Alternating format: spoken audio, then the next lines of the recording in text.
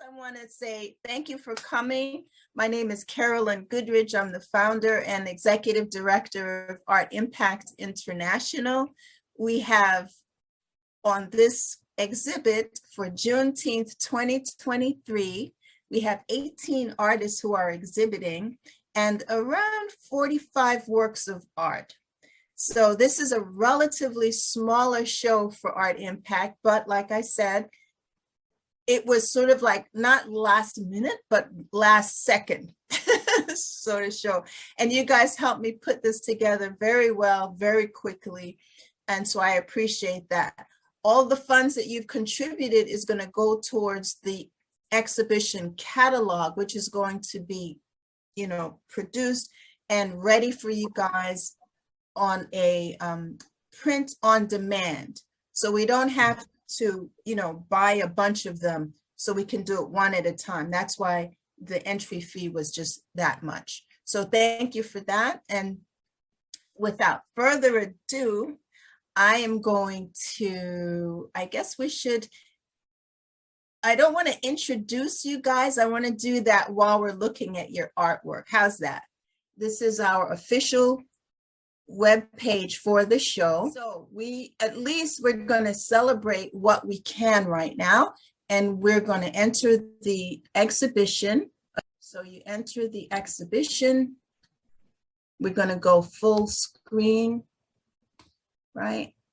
And there we have it. Let's start with Anand. Anand, okay, this is another little shortcut, guys. If you want to find your work, you just click on list of works, right? And you can look for find, and I'll type Anand's name and he'll come up right here, right? So we have one, I believe he has 3 works, 2 and 3. So I know these are on, and then you just click on it and it'll go to the works itself. So these 2 here. Yeah.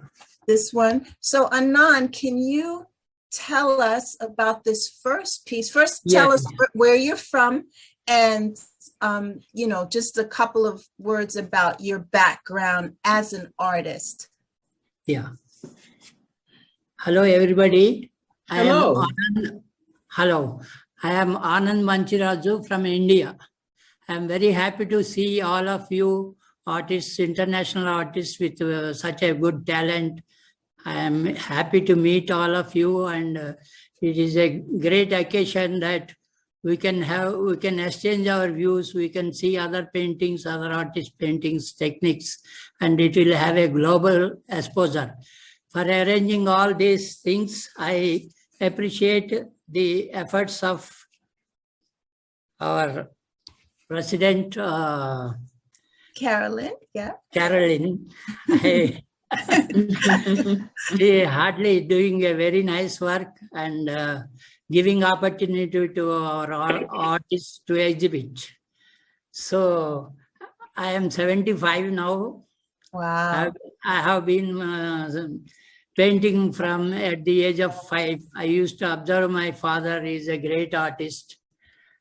And from there, cleaning his brushes and putting, arranging colors for him. Like that, I grown up, and slowly I developed painting as a hobby, as well as luckily I got a profession, government job also.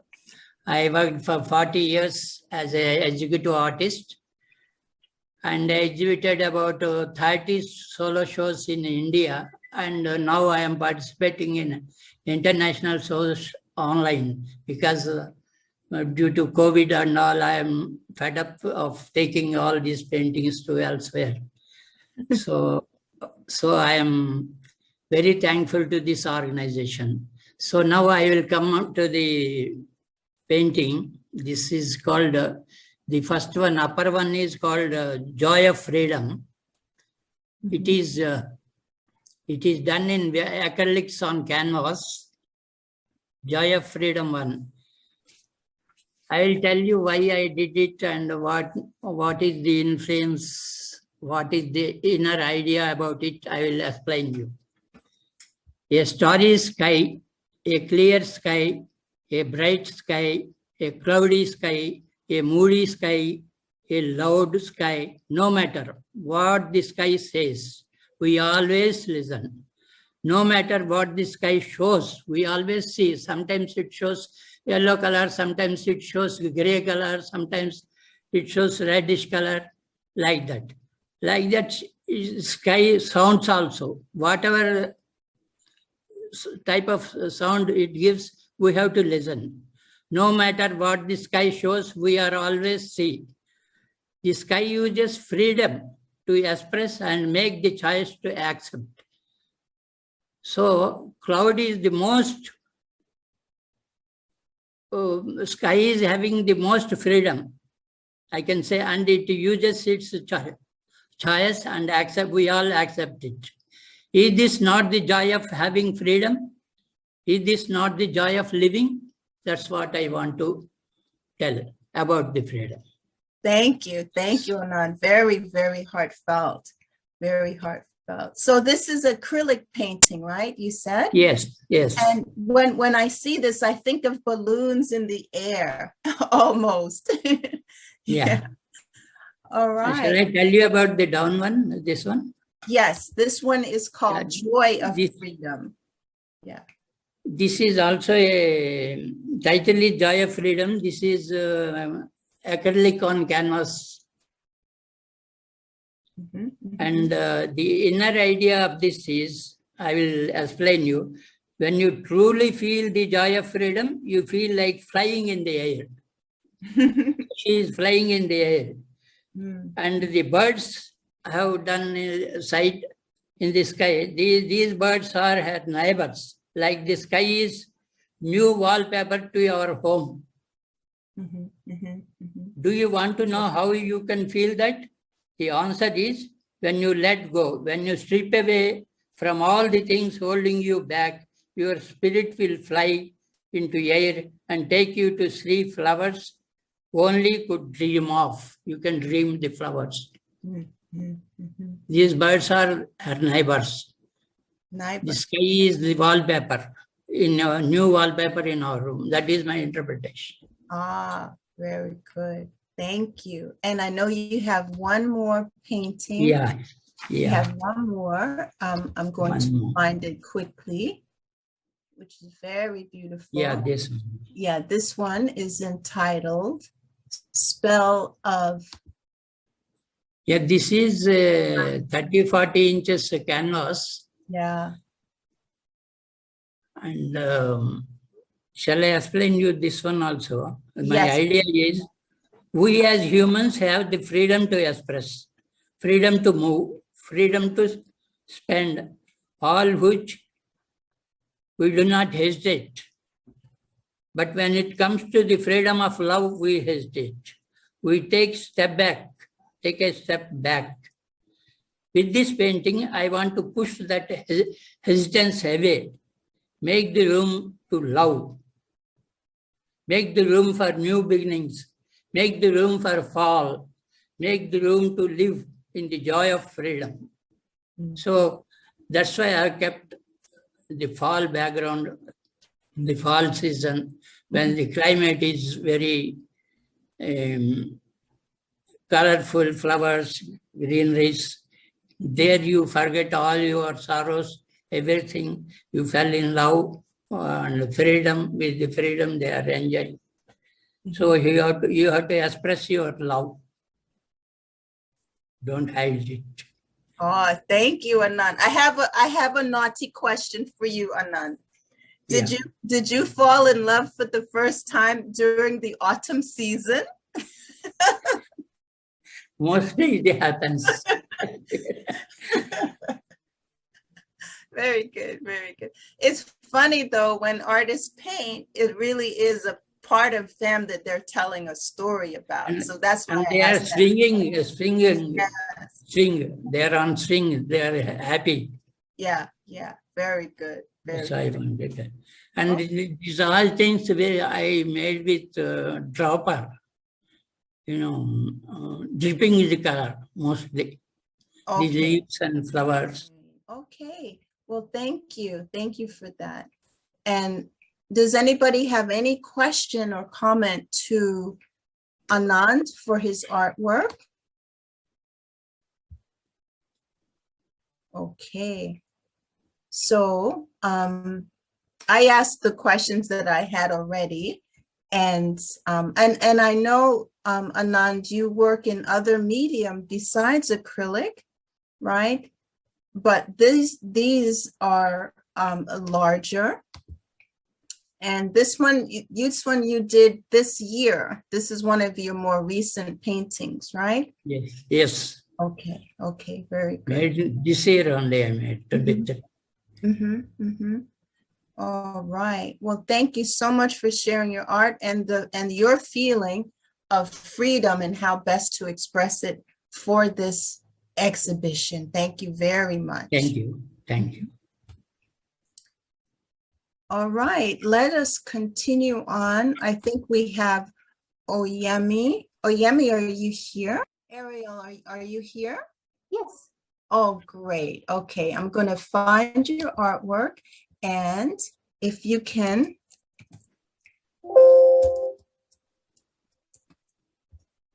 Okay, if you can tell us a little bit about yourself, where you're from, and the artwork in the show. I'll go one by one, but first tell us a little bit about you as an artist, Ariel. Okay. Hi, my name is Ariel Collins. I'm from Miramar, Florida. That's a couple minutes north of Miami. I'm 24 years old, and I really like blending my research about my heritage with fine arts, whether it's 2D or 3D.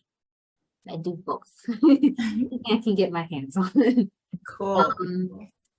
And the work that we're looking at now is called Saged Circumvention. I like the word saged because it kind of means like wise, sagacious kind of.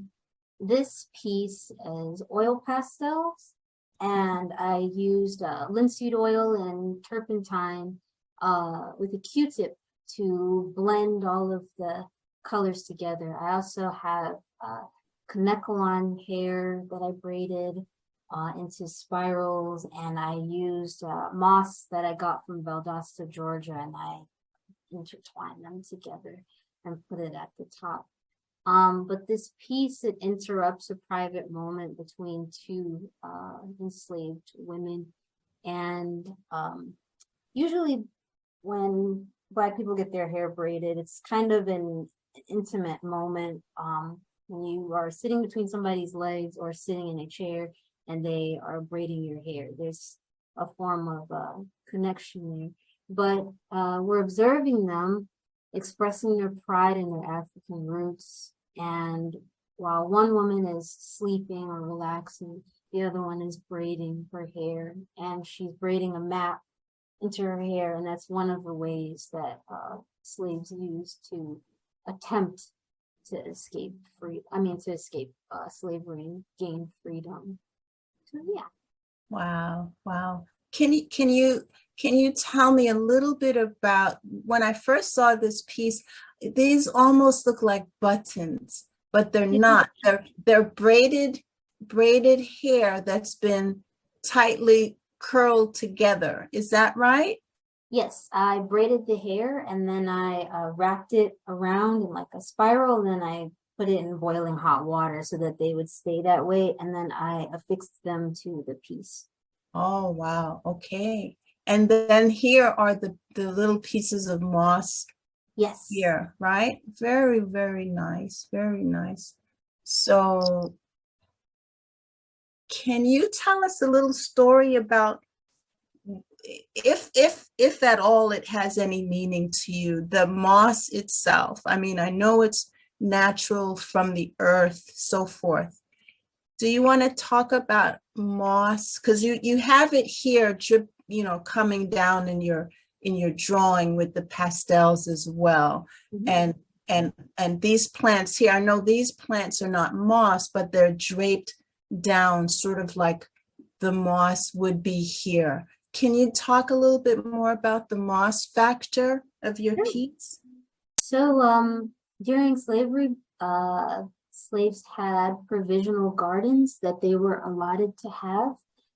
Usually within the braids that they did have, they braided rice or like other grains into their hair so that they would have food, and they plant them in these provisional gardens. And usually moss was incorporated into that as some kind of healing or like medicinal property. So that's usually what it's used for. Wow, wow. Well, thank you for educating us on what that means. Thank you very much. I'm going to move to the next piece, which is, let's see if we can pull it up here. How you doing, Carolyn? I just want to let you know I'm a little late. It's Jerome. Oh, hi, Jerome. Nice to see you on the call. Thank you. Good to I'm a see little you. late.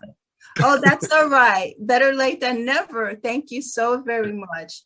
How's everyone doing? We've only had 2 artists speak so far. So, Okay. so thank you for letting me know that you're here. Thank you.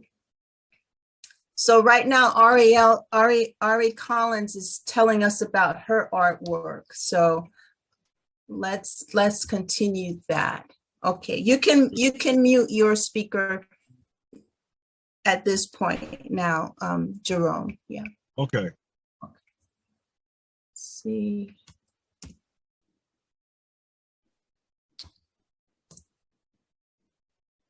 Okay, there we go. And okay, this one is fantastic. Look at this one. This one is called A Seat at the Table, Ari. Can you tell us about this one? Now, this one is not the same medium. This one is oil painting. Very, very, very, very well done. Can you tell us about this piece? Yeah. So in this painting, it is my sister. I took her to the hair store and we walked around and we took a bunch of pictures. And then I went home, I stretched the canvas and I painted her. And I wanted it to represent the Crown Act. And that is basically a law kind of that helps Black people, in a sense, not be discriminated against for their hair or their hair texture in workplaces or schools or anything like that. And during slavery, Black people had to cover their hair or kind of braid their hair down, protect their hair at all times. And that's kind of what the Crown Act does now. Even though there are loopholes in the Crown Act, that's kind of what we have to do now. It ensures that we're allowed to express ourselves without discrimination and denial. Yeah. Wow, very, very good. I remember a story of a young man who was boxing or was a wrestler, and they disqualified him because of his dreadlocks. That's his hairdo. And that was very, very, I mean, he went on to win the match after he was undisqualified, but I'm sure that was, and I think they actually cut his hair. Yes, they did. No, they did. So you know that story. So the Crown Act was, do you know when it was actually passed? You might have just said it, but I might have missed it. It wasn't that long ago. Right, right. It wasn't that long. I don't have a specific date, but it wasn't that long ago. Okay, so wow. Okay, but this piece is just magnificent. Look at all the detail you have for all the products in the hair store, right? And I see that. Yeah, very, very nice. Thank you. And I think you have one more piece, and then I'll ask the audience if they have any comments or questions for you, if I can get this to.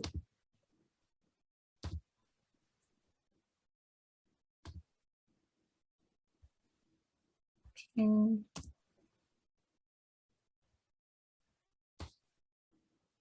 think you have, yeah, here we go. Here's the last piece. And this one is called Tignon Laws. Can you talk about this last piece? Yes. So during slavery, Black women, sometimes even Black women with mixed ancestry, they were asked to cover their hair because it disrupted, and I'm saying that with air quotes, disrupted the social order or social like hierarchy. It was not normal. It wasn't supposed to be normal for Black women to be beautiful. And so to strip them of that self-expression, they had them wear tignons on their head. And like Black women always do, they found a way to dress that up and make it something fashionable. So they put little ornate things in their hair and still look good. So it was just a way to recognize this woodcut that I did was a way to recognize the resilience and the perseverance that Black people have. Wow. Very, very, very, very interesting stories behind these pieces. And I just want to comment that being that this is yet a third medium for you, this one is the woodcut, which I've done woodcut before myself. I know it's not the most easy thing at all to do woodcut print. So you've done woodcut here, you've done the oil, and you've done the mixed media, you know, so bravo for those different medium. And you really showed us how you mastered each one, because each one are very well put together.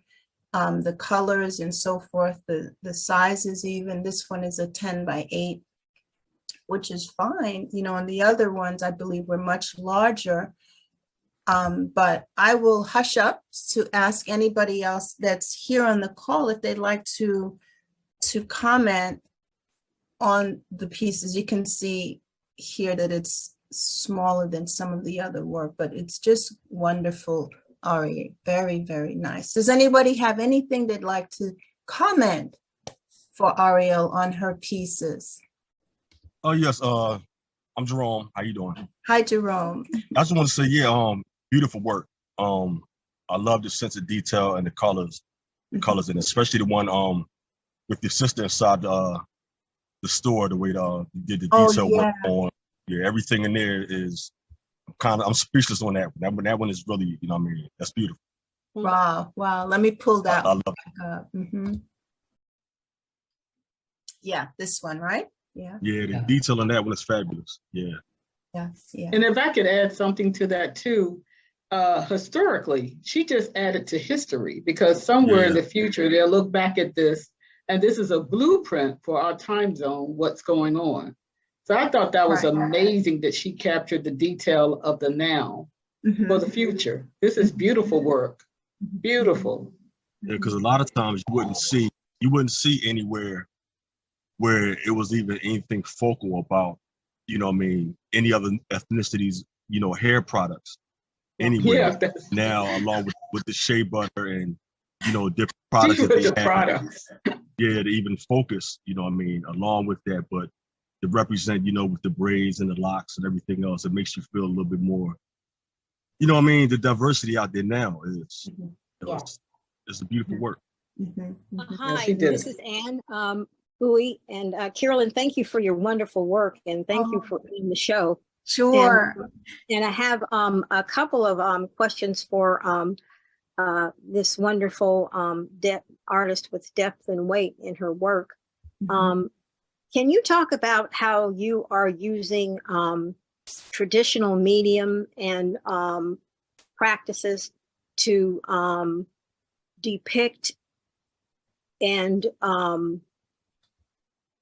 present a different experience and presentation of African Americans? Is that intention? You keep mentioning enslavement a lot and referencing enslavement a great deal. So you're clearly presenting a counter narrative here. You're presenting a counter narrative here using somewhat traditional art techniques and so forth. So do you want, particularly in the one with the moss and so on? Can you talk about that a little bit? While I was in college, I did a lot of research on how old masters did not portray Black people. You can correct me if I'm wrong, but they did not portray Black people in any kind of sense that wasn't in like some kind of docile environment. They were always like slaves. So to kind of change that, I've used like traditional kind of mediums and made them into more modern things, like how I painted my sister in the hair store. So yeah, I think I answered that properly. I'm not sure. You can tell me if I did or not. Yeah, you did. What is the experience that you are presenting here, and do you work with an idea of your art have an experiential component that the viewer is supposed to experience it in a way, or take something away, or bring something to it as you work? And just parenthetically, European artists, if you look at the book Blacks in Western Art, you'll see tons of pictures of Black people as royalty, as counts, as priests, as sailors that are excellently representational of us outside of the notion of being enslaved. Tons of them. So that we were a real center of focus for many artists in Europe, and were depicted in any number of ways.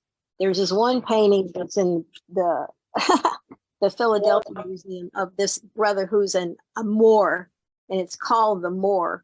And he's standing up there so beautiful and so handsome and so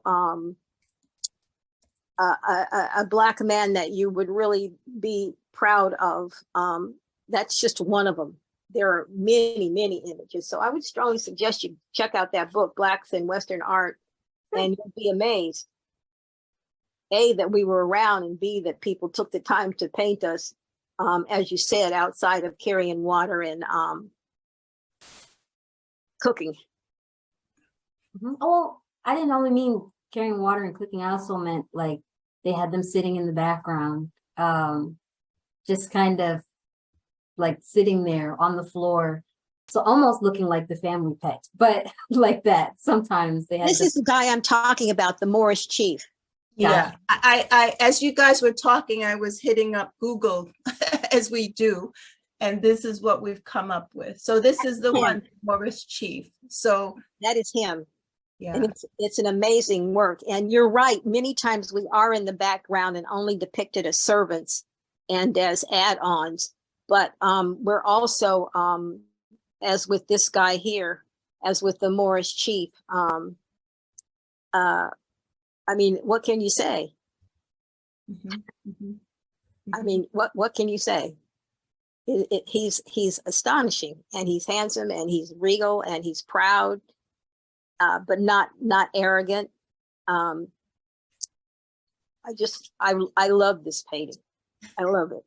Well, thank you, Anne, for apprising us of these works. You know, that's something that is part of art history that we can all share and enjoy now. And so you've added to this talk very much. So thank you so much, Anne Bui. Thank you and I haven't seen you or heard you in so long.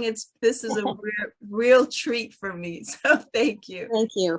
Thank you. And just so you guys know, Anne Bui is an astonishing artist, and she is a member of the Black Artists of DC, which I was also a member of and still am.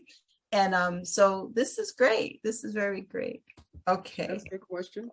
Yes, I'm going to go back to our exhibit here. Okay. Go ahead, ask the question. Yeah, Ariel, I'm an artist, David McKenzie. And let's go back to the lady in the, what they call over here, I guess, salon stores. Yeah, okay, let's go back there. And I guess as she's going back to it, my question is, how do you feel about the extensions, the unnatural hairs that are a lot of our Black folks are yeah, here we go. I sometimes think,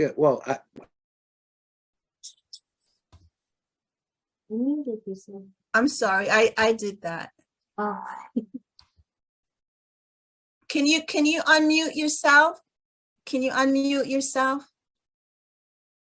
Okay, great, thank you. yeah, the question is, when I see young ladies wearing this long hair, sometimes I say, well, how do you sit down? You know, which is like a joke kind of thing, because you might be sitting on your hair. But how do you feel about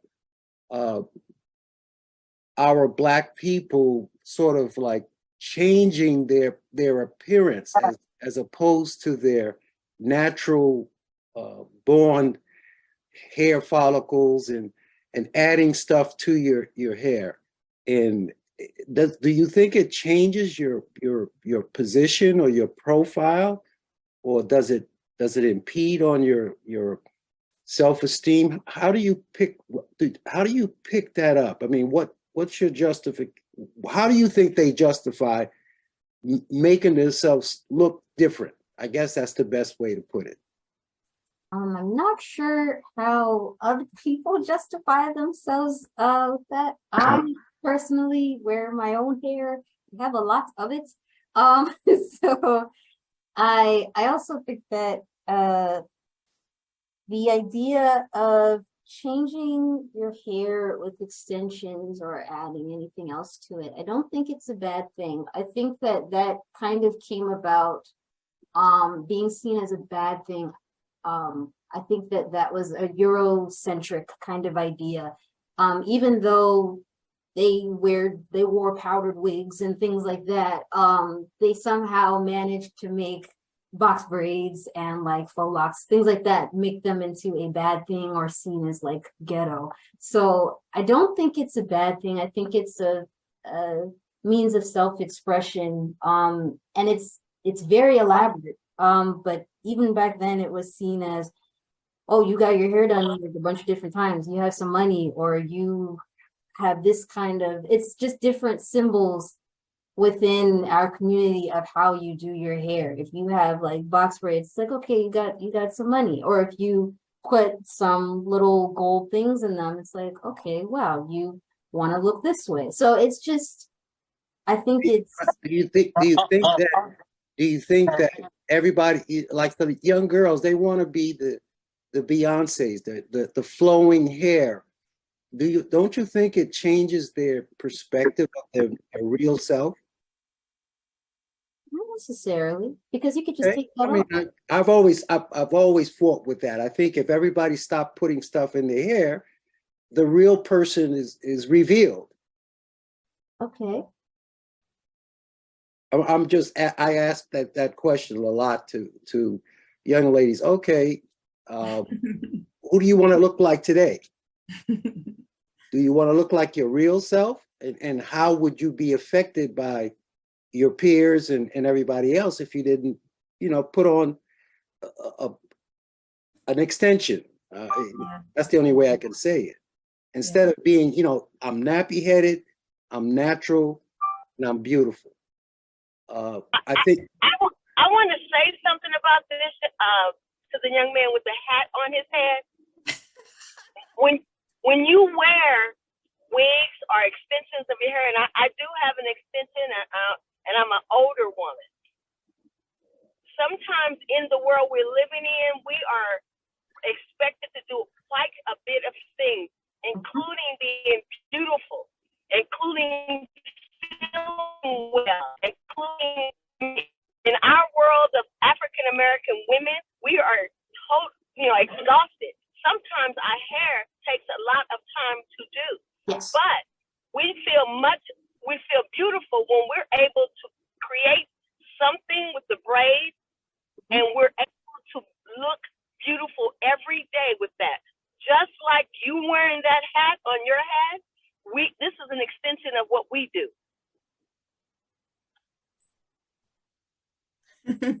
Is your name Lois? Or she muted herself. Yeah, that was Lois. That was Lois. This is Lois Ingram, and I'm an old sister. I'm an old sister, so I know he's talking to the younger sisters. But right now, we're trying to get things in the young sisters' head. We don't concern ourselves with how they look. If they feel confident in what they're doing, we're going to work with that. But you have to impress education versus the external. And that's why the Crown Act was enacted, because other cultures were creating a negative voice to the hair, not to the education of the person who was wearing the hair.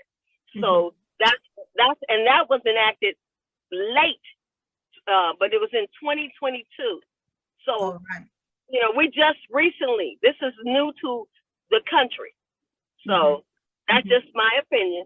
Thank you very much. I'm sorry. This is Lois Ingram. Don't apologize, Lois. I think Carolyn, could I say something again? I don't want to talk all the time. Say something again. Sure. I think this work reveals the contradiction of context and setting very powerfully, and like it shows so powerfully that where you are can determine who you are means and what you're doing means.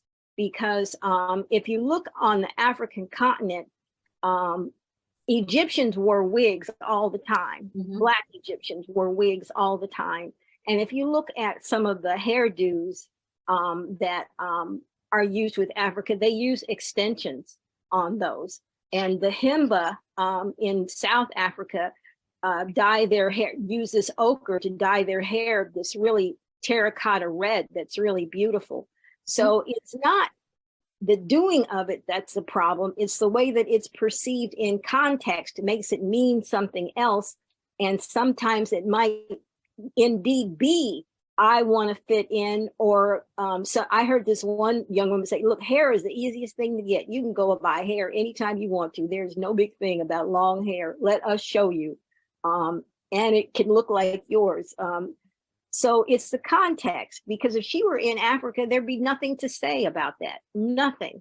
It wouldn't mean anything except who is your hairdresser. That's all it would mean. But over here, you're right. It takes on the burden of white supremacy and of white domination and the power to define who we are and who we are and how we do it, what it means. And that's the difference for me. That's what Jerome, I think, or the gentleman, if it wasn't Jerome, is alluding to, that we live in a context where that means something else for the larger world and for ourselves. And it could indeed mean, yes, their hair is prettier than my hair. I mean, we are the ones that do the good hair thing. We do the good hair, we do the wavy hair thing, and that there is you know, external pressure on the society. So we do the good hair thing way as much as the white people do the good hair thing. Yeah. So that's all I have to say. I'm going to go eat my food. Thank you, Ann.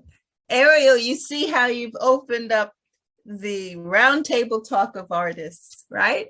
Yes. and that was the intention for me of this show. Just understand that this year, 2023, the Juneteenth show, this is our first show for Juneteenth for the Art Impact crew. And it's, again, just the first. Next year is going to be much bigger, but I just wanted us to dip our toe into art and Juneteenth. What is this going to bring to us? What's going to bring to the table for people to talk about, you know? And so this is quite interesting, and it's very, very, very relative. So thank you, Ariel, for painting this painting and for submitting it to the show. Carolyn, since you're so quick on the internet, why don't you Google African hairstyles or Zulu hairstyles? I was going to, but you said it so quickly, I couldn't go as quickly. No, okay. Google some and so that we can see how it's context that makes it and who gets to define what's beautiful and what beautiful means. Okay, let's do that. Let us do that. Let me go to Zulu hairstyles, right? Yeah, that's one, or just African hairstyles in general. You can do The himba, you Zulu can do really get Fulani. down. There's a lot Hey. of kinds. Let me do Zulu because that'll narrow it down for Google. Okay, And let's see what comes up. and the one there, yes. Yeah. Very beautiful. Yeah, Wow. and they all mean something. They all the hairstyles mean something. They can tell you where the woman is married or has a first son or is single and looking for a husband just by the way they wear their hair. Wow. Wow. So if you put Ariel's lady over here, there's nothing to say. Right. There's All nothing right. to say. Wow. Wow. All right. Okay. Well, I'm not hating. I'm not hating. I'm just asking questions because it's a part of society that I see it. You know, you go and try and find a job. If you got these extensions and stuff in your hair, do you get the job or you don't? Yeah. Yeah. Wow. All right. Well, I'm going to halt this discussion so we can move along because we have about maybe 4 other artists whose work is here, but I love this discussion. I love it very much. And I hope that Anne, I hope you stick around. You can eat, but don't go away because I'm sure you're going to have other comments to make with the other art. So we're going to go along to, I want to go to Oyemi. Right. All right. So Oyemi, tell us quickly again where you're calling from and your background a bit and your 3 works that we have in the show. Okay. I'm calling from London, England, United Kingdom. And this first painting is about how far the Black people come from Juneteenth. I mean, the Black people in America, I mean, we haven't been with the dream of Martin Luther King has not fully realized, but the life of Black people in America wasn't as used to be. So this painting, the Ray of Georgia, Unchained My Hands. This is just about the life of Ray Charles, the man that was born in the time when the Black people are marginalized and put down. He was born as a poor person, and because of the strong-minded of his mom taught him to be independent. And during the civil rights movement, he too got involved. And I learned the story that sometimes he was banned in Georgia because he tried not to sing or perform for the white main audience, and I learned that he was banned. And later on, the state of Georgia apologized. So this painting, just to illustrate his background, his junior brother was drowned in the washing basin when he was young, and all those things affect his life. And then later, I mean, there was a movie about Ray Charles. That's why I try to illustrate here. I use most of my work, I use roses and thorns. So here I use the thorns as a bondage of the drug abuse that he suffered when he was at his later stage of his life, before he have to rebuild himself and get himself out of drug abuse. And so the rose celebrates his success as a musician, and the thorn is the drug abuse. And then I say on this title, I said that Unchained My Hands, to illustrate is him being vocal about the Black American plight in those days. So like a way, it's as if Black American people are in chain. So his lyric is unchain my heart, but I changed it to unchain my hands. Ah, To illustrate that he too was vocal during the civil rights movement. nice. Wow. And this one is an oil painting, right? All my works are oil paintings. Yeah. Oil. Wow. Okay. And then this one is the Broken Liberty. Yeah. Broken promises, broken liberty. Like we, the Black Americans jubilated during the Juneteenth that they are free, but on the other hand, the American government give money to the slave owner, but the slaves that were free, they are left on their own. I mean, I got this from the speech of Dr. Martin Luther King. Mm-hmm. Well, so they pay the slave owner, but the slave that work all their life, they did not give them anything. They just let them free. So most of the older slaves, they refuse to go because they don't have their youth anymore. Their youth are being spent in slavery. But the younger slave release, they are able to move out and rebuild their life. But the older slave, they prefer to stay with their master because they cannot work to feed themselves. So what I'm saying is the broken liberty, broken promises. We can see right from that time to the time of Lord Floyd, even up to the present moment. Even last year, 5 Black police kick and kill a Black person. It seems as if the American uniform is possessed. It doesn't matter who wear the American police uniform.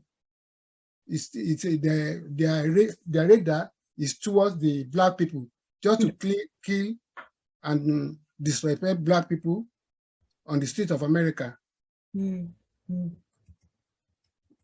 Powerful. And look at how you depicted the Liberty Bell with the bullet holes and the blood rushing down. Wow. And then this. Yeah, okay. Did you wanted to say more about this one? Yeah, I just want to say, like, I try to do the narrative right from the time of lynching. So the music of one of the American lady, I forgot her name, so he said the tree, think about the people dangling on the tree. Oh. The era of slave. So from hanging to the bullet on your back. Wow. And what, it was hard to see, but That's the eagle's claws are in the head of this Black man here. Yeah. And he has he's wearing the police hat.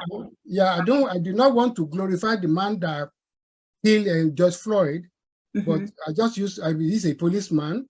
So it's if you can zoom into the cap, I can see the killer cop. Which one? The cap of the eagle on the top of the eagle. Okay. See if I can get it to. It's a little difficult to zoom in exactly where you want it. To illustrate the man that killed George Floyd is the eagle, and his claw is on the head of George Floyd. Yeah. And then all the other victims, like the lady and the first I can't breathe, the giant Black man that the 5 police strangled to death. So I'm trying to illustrate it to the time of Donald Trump's. They are protecting the American business, but not American Blacks. Wow. And then this one is entitled Simone Biles, The Golden Rose. Yeah. So this one I try to illustrate how far the Black people have come. For a Black young girl to shine in a white-dominated sport and win 5 gold medals for America in the Rio Olympics in Brazil. so that she's a beneficiary of the Juneteenth Yeah. from nothing to glory. Wow. Wow. Powerful, powerful, very powerful. Wow. All right, guys, give us your feedback on these three pieces of Oyemi. Very intensive symbolism there. It's very intense. I love it. I think it's powerful. I love that middle one. I mean, so detailed, and he captured everything in that painting. Wow. I also say that it is very, very sensitive and moving, and it's thought-provoking. Yeah. I see this artist as a great illustrator. I often struggle with painting towards themes, but it seems that this gentleman has really mastered all of the pieces and elements in his paintings. I see it as him being a great illustrator. Is the painting in the middle available for viewing in person? Is that in an exhibit somewhere, or? Oh, unfortunately, it is sold. One of the Black Lives Movement in South Carolina bought it. So they want to show it. They want to do the exhibition of George Floyd all around America. So they said that they will be the masterpiece. They said that it represents what the Black people have been trying to say in America from the time of enslavement to the moment. Even the lynching that you show in this, it's amazing. It is amazing. Oh, thank you. Yeah, this is a wonderful piece. Oyemi, if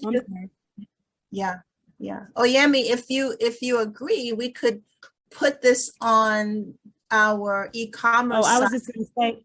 Yeah, and we can let them purchase it as a print, right? And the purchaser can decide what ground they want this to be printed on based on and what size they want based on. I would love to purchase it. Absolutely. Okay, please go ahead. We appreciate that. Okay, I'll make a note of that right now to put. You can put it on your thing. I'm doing it, and then on my website you can buy different products. You can buy T-shirts. You can buy clothes. You can buy iPhone. We have different products on my works.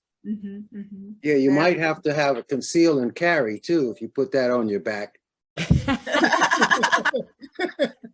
Yeah, I got one. Yeah. All right. Well, thank you. Anybody else have any comments about Oyemi's three works? Charles? That's very good. The one in the middle there, the birds of peace at least seem to be scattered. How do you interpret that? What are you saying with that? Because they seem like they're scattered by the eagle coming in and all the chaos. They're scattered. Yeah, thank you very much. In all my painting, when we say what is happening, I want to project faith that life will change for better. So even though America is still a crazy community, we are still fighting, killing each other. But my hope is that America will be Martin Luther King dream will come true, where black and white will work together as a brothers. So there will be peace. So the dove is a sign of peace. So I'm hoping for the peace in America among all races. It's got to go viral. You got to put it on the world screen, on the stage. Yeah, very nice. Really do, because it has every component of what is happening to our black and brown people in this country. Yeah. So we very well done. The life of black people and the colored people in America, it was not what it used to be, but it could be better. So that's why the dove is for. We can hope, we can pray that we will move forward from being against each other, but United States of America will truly be a united state. We need to come to DC and do some stuff to keep these killings You know, we have to do something to show them, you know, Yeah. what has happened and give them the history. So that's why I advocate for. I was born in Nigeria, so I mean, killing is not for white people against black people. Even in the African continent, black against black is still going on, killing each other. So it's not a matter of about race now. It's about evil in human's mind. Yeah, Absolutely. yeah. All right. Thank you for all of your comments, guys. Just wonderful participation here. I love it. All right. Excuse me. Hello. May I make a comment? Oh, yes, please, Georgia. Okay. Yes. Hi, I'm Georgia Hill. I'm in Detroit. Okay. So nice to be on this call. It's very lovely. Fantastic art. I just wanted to say, I can't see exactly what's on the chest of the police officers, but I believe you said that your point was that whoever is in that uniform, it's as if they are possessed. Mm-hmm. And that's why we had that recent situation where we had the 5 police officers who killed that young man. And I think that is such a very, very powerful point, that it is the symbol of the state, and it doesn't really matter who carries it. But as long as they're executing on what the state says should happen, then our lives are greatly at risk. And I just wanted to join my voice with the others and say what a fantastic storyteller you are. You have told many, many stories in this piece. And I am not an artist. I just enjoy art, but this is extremely, very, very powerful. And I really do hope that many, many more people get to see it. And thank you so much. Yeah. Thank you very much. I appreciate your comments. Thank you. Wow. I agree what he says about the police. That was so unbelievable that you captured that. That's awesome. That is awesome. Wow. Thank you. Wow. All right. Any other comments about any of Oyemi's pieces? Okay. Mark, you're here, right? Mark Rainey? Yes, Mark, right. Yes. Hello. Okay. How are y'all doing?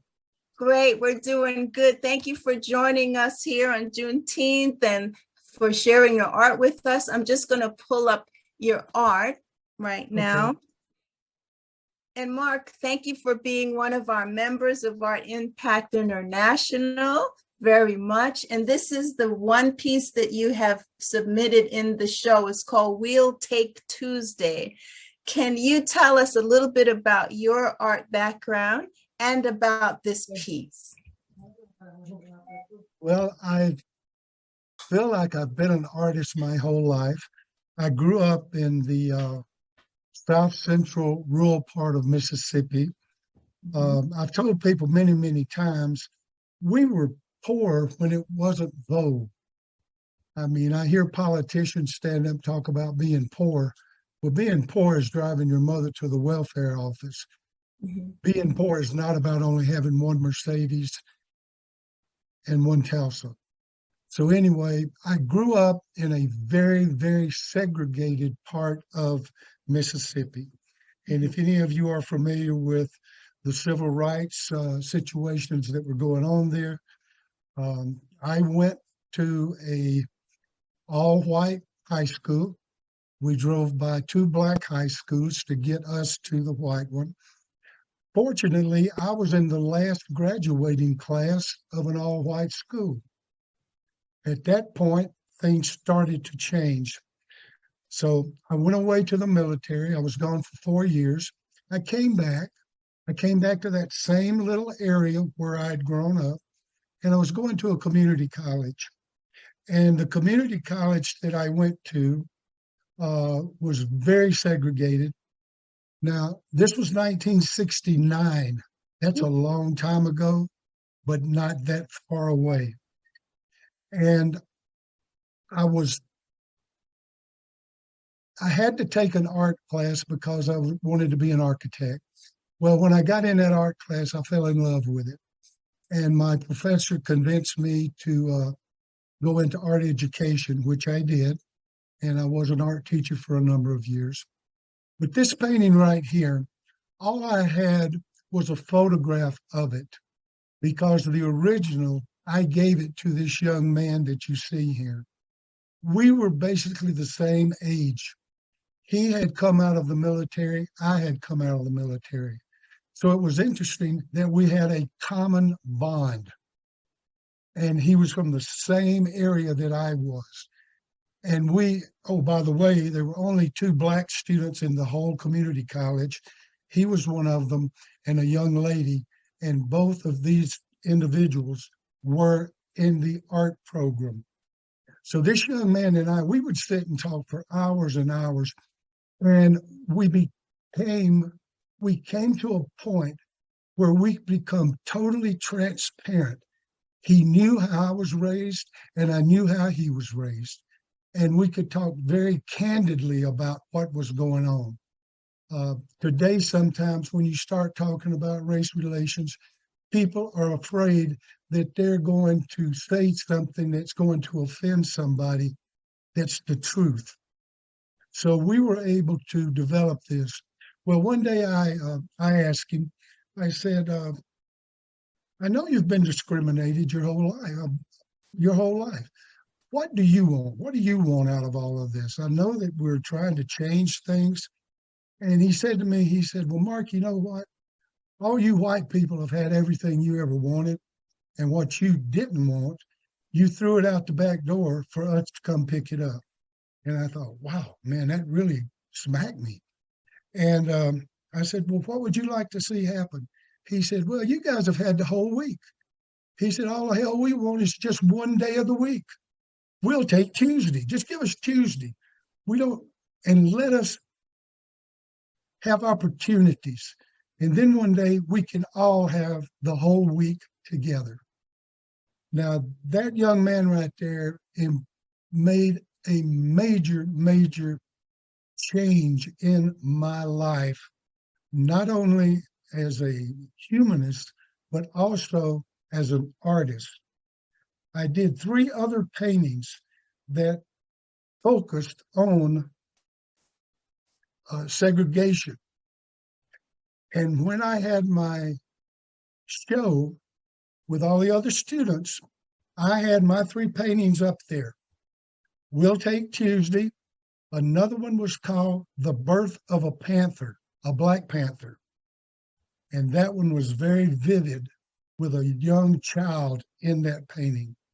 And then I had another painting, and if many of you remember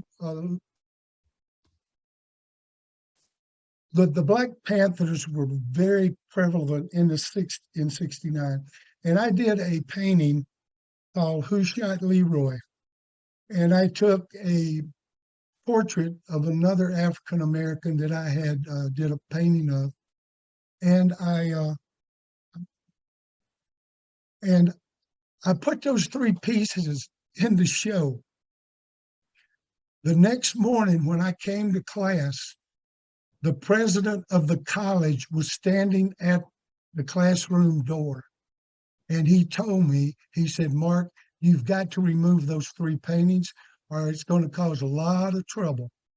And I said, I'm not going to remove them. And he said, well, what are you going to do? I said, you're going to have to do something. I said, let me call the media and let them be here when you do it, because I think it would make a statement. And he said, well, I'll come up with something. Well, I went on to my other classes and I came back. He had taken black cloth and draped it over all 3 of my pieces. Then all of my colleagues that were in the art class with me, who had paintings in the same venue, all of a sudden they started walking to the storeroom, and every one of them came out and covered all of their pieces. So it was a gallery of black cloth. The thing that I regret was that I did not take a picture of that, because I would have done a painting of that and put it in the next year's show. But this painting certainly was, the young man was very outspoken. And if there would have been a chapter of Black Panthers in Mississippi, in that little community, he would have been leading it. But because this painting came out and everybody knew it was him, one of the things that happened was he became a target. I mean, racists in 1969 are just like the same racists today. They would come out and call you names right to your face and think it was okay. That image behind him is a bullseye. And his face, his blackness is the center, and he was the target. And I don't know what happened, but the last year he did not come back to school. My dream was he went out to California and joined the Black Panthers and became a hero. Wow, wow. Question. Do you think this society could stand a Black Panther movement? Do I think it could stand? Do Right we now, need it's to get dead. back to, defending our Blackness? Absolutely. Absolutely. I mean, right now we have, I guess you could call them white skunks that are out there, and they're skunk instead of panther, and they're putting that vow out there that they are somebody, white lives matter, all lives matter. Well, those people don't get it, but I think our young people do get it. And like I said, I was a teacher for a long time, an elementary principal, a high school principal. And I did not have any problem with any of my students being whoever and whatever they chose to be. Now, I wasn't the most popular teacher on campus and principal when I was doing this back in the 70s and the 80s. But I think to your question, absolutely. I listen to young Blacks. I read a lot of articles. And when I hear somebody say, I've had enough, I always think, well, why don't you take Tuesday right now and go for the rest of it? We live in a very wicked, wicked world, but the majority of our people are loving and caring. Unfortunately, if I can use a little analogy my father gave me, he had an 8th grade education. And he said, son, let me tell you something. He said, you can have a beautiful, beautiful barrel of apples, and eventually a big old turd's going to float to the top. And that's what you have to be aware of, that somebody is going to do something to just try to destroy all the good stuff that's around it. I apologize with my outhouse language. No. No, wow. Genuine. It's genuine. Wow. Thank you so much, Mark, for being on the call and being here and letting us hear your voice and your story. When I read your write-up for the piece, I was definitely moved. And I'm like, I'm so happy that you entered this in, because I knew one of the things I wanted to have happen with this show is discussion, just to let people, the artists, the viewers, right, just to talk with each other and have a place where you feel safe and have the ability to be heard and to just rightly just speak your mind, So again, thank you so much, Mark. And again, thank you for being a member. I really appreciate that. And does anybody have anything else they want to share or comment about We'll Take Tuesday? I really like the piece, and I love the story behind it. All right. You know what I mean? How he got there, how he got to that piece, and what it means. Thank you, Jerome. Thank you. Yeah, I like what he said, and I like the friendship between him and the Black man. So when I was studying in America, I like a lot of things about America. I mean, like the slogan, "One Nation Under God," will really fascinate me. It's when the dream of Martin Luther King is coming to reality, when people like Mark and the Black person can talk intimately.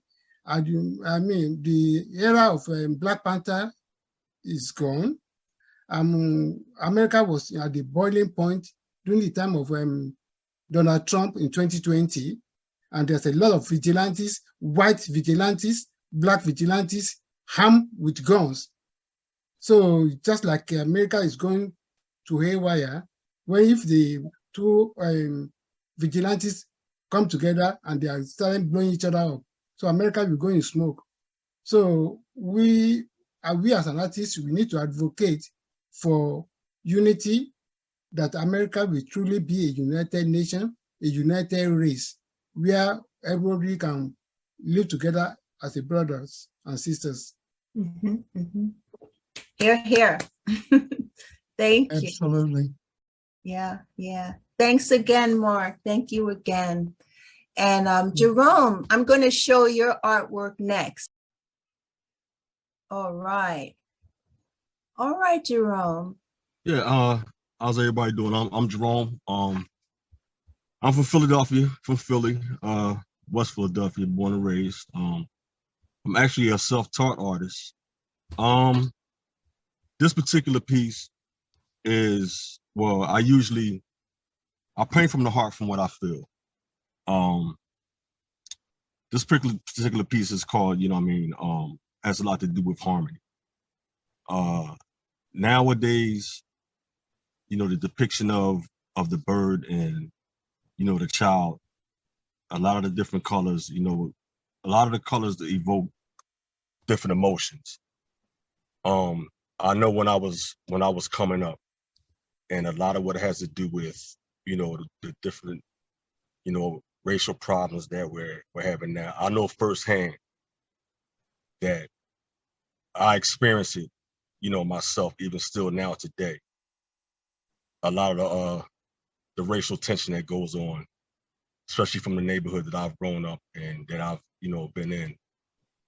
The innocence of a child is still, they haven't been, really tainted to that yet. But now the reality is that with the TV, the internet, and everything that's going on, it's firsthand right in your face. My thing as a child, for me, I spent a lot of time to myself, but it was always that love of nature that always, it's a thing about animals that always is a clean acceptance. It's a pure love that you don't have to go outside of yourself. You don't have to worry about, anybody. There's no judgment. And that's always what it was for me. I had a really rough childhood, even though, my parents, I come from a Christian household, but I suffered a lot of abuse coming up. And, I'm not aware of anybody who's never been through that type of thing, but it's really devastating. It can do a real detrimental job to, on you, physically, mentally, and especially emotionally. So I've always been the type of an introvert. By me spending so much time to myself, I spend a lot of time, doodling, doing, different drawings here and there. I spent a lot of time, with my mother. We had a outstanding relationship, but I also had, different pets. And by me being an introvert, I used to spend a lot of time, in the park or different places, by myself. So that's where I found a lot of acceptance. But I also carried a lot of pain, a lot of sorrow, and even still some, to the day. So a lot of the misunderstanding of it is, why I paint a lot of the pieces, do a lot of pieces that I do. This is a mixed media that's here. And so the face that you see there with the teardrop and the bird that's, landing in flight is just the harmony between, the child and the bird itself it's that pure acceptance. And the thing about, with the Juneteenth and, you know, the history of it, it's like even still like now today, that harmony of acceptance is not there. You know what I mean? We're still fighting to be accepted. And, you know, the sad part about it is when we say as one race, it's still the human race. But unfortunately, it's not perceived that way. You know what I mean? Animals is a genuine love there. It's like, I believe that, you know what I mean, the heavens watch over the earth. God watches over us all. I mean, the sun watches over the earth, the moon, and, you know what I mean, the seed provides life to the plant. Water gives life to everything. And we're all equal. Everything deserves life. You know what I mean? And believe it or not, to me, it all works in unison. It's all a harmony between life itself. Mhm. A lot of things we take for granted. You know, so that's kind of my take on it. It's the innocence between, you know, the love of a child and just, you know, life itself. Mhm. Mhm. Something that should be in. Question. The bird, is that a hummingbird? It's actually a depiction of a dove, but a different color of a dove itself. The blues and the greens of it, it's more of a piece, like when it says the different colors evoke different emotions to me. So it's more so it's more so of a change, like with the purples and the reds, and it's more of a harmonious thing. That the way, you know, the way I see it, it just evokes the emotions. Yeah, it's more like an emotional thing to me. But I will tell you, I sat on my porch for like 3 years trying to capture the flight and the behavior of a hummingbird. Nature sometimes gives us a happy go medium, but they fight amongst each other. But I see that as a beauty in your painting. I see the hummingbird that I've been trying to capture. They are fast, they are quick, but they also have, you know, their differences between each other. So it's a strong, provoking. Again, for me, it's something that I've been searching for, trying to capture those guys and their behavior, and I see that in your painting. I applaud you, and the colors of a hummingbird, they vary. And when they come to my hummingbird feeders, you know who comes the most? Is the female hummingbird. You very rarely see the male. They are the most colorful one, but I think you depict that in your painting very successfully. Thank you. Thank you. Gorgeous. Also, if I may say that I see optimism here in the face of possible despair. And I see acceptance there and love coming in from darkness to maybe color and optimism. So I really appreciate that too in there. Thank you. Wow. Thank you for those comments, guys. Wow. And then there's couple pieces we haven't really talked about quickly, Jerome, are the two above. This one is entitled Growing Pains. Yes. This particular one, this one is basically saying that I feel like we have a lot of work to do. Me from experience, the way I grew up, I really feel like during the time of the Obama era is when the time that it kind of felt like he was bringing a nation closer together, that it was more understanding between maybe black and white, browns, and different, you know, racial ethnicities. Whereas and I'm going to say the reign of Donald Trump completely broke down, what should I say, put those bricks of that wall completely back up and even higher, to where it bring more division, in between not only the states, but this country, period. And when I say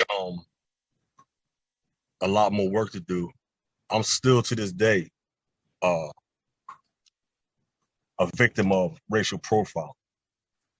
You know what I mean? Even though in the neighborhoods that I'm from, even outside of the neighborhoods, I'm still perceived in a different way.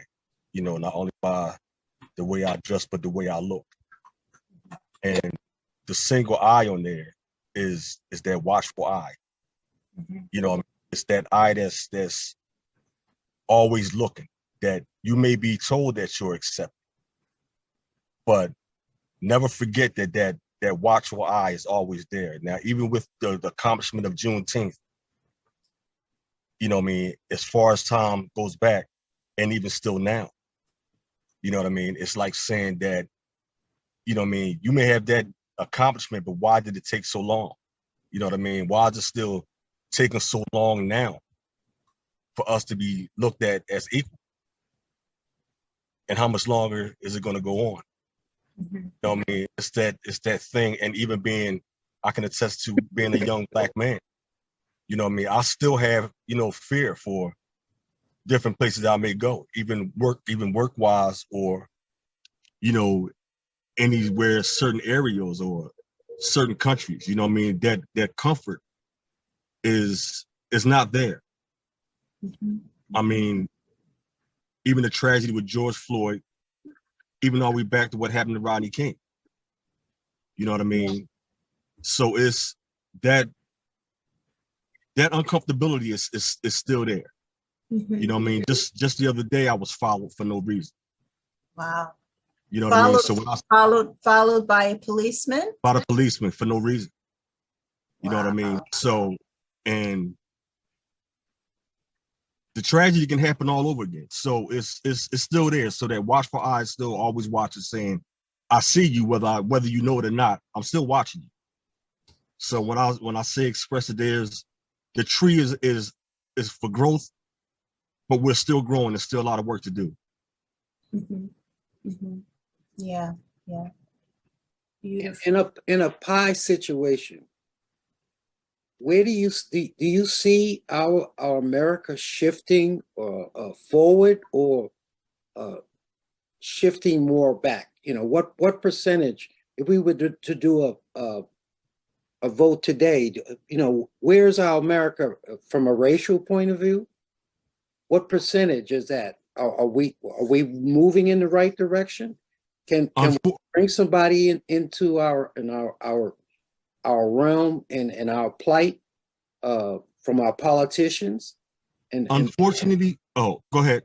No, go ahead. Answer the question. Unfortunately, my personal point of view, the way I feel, and this is coming from my side, from what I see on a daily basis as a young individual Black man, I would say a lot of it is at a stagnant level. Meaning that if you want to put it as far as the percentage, I couldn't even say that it was 50-50. As far as it goes as Republican-wise, who are they going to put in office next? The sad part about it is it should be no way possible that a former president that has been indicted, that has been impeached as many times as he has, should even be eligible to run for president. That's a scary situation. To me, that's pushing us back. And I feel that's not being progressive. That's taking us back, pushing us back in an era that's not being. So do we have to be careful about how we present ourselves, because those folks who are following you, they know who you are. Exactly. They know what you represent. Okay. How can we fix that?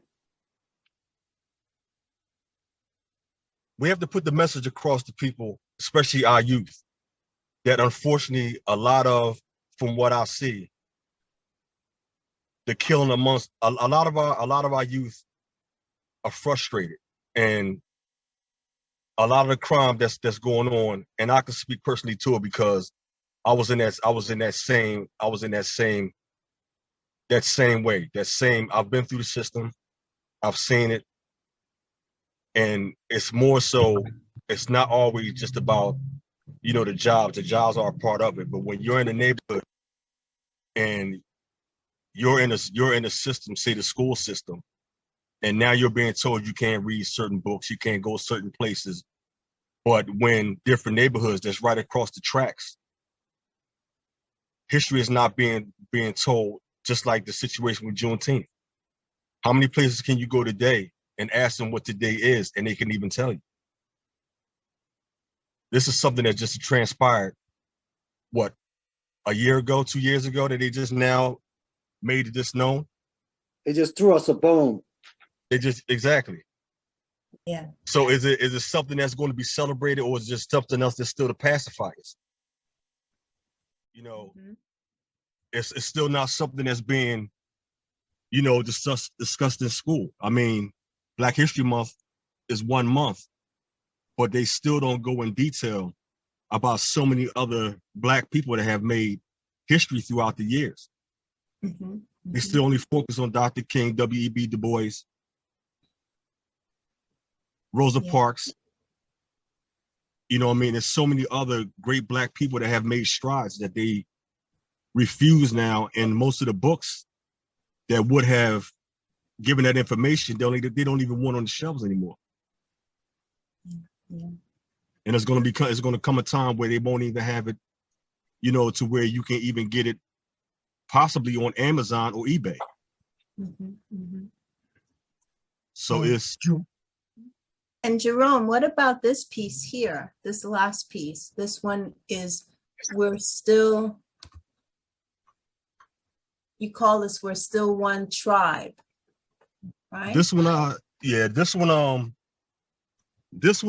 me is the hope that, with enough love and understanding, that it will come to that point that we realize that we are still just one tribe, the tribe of humanity.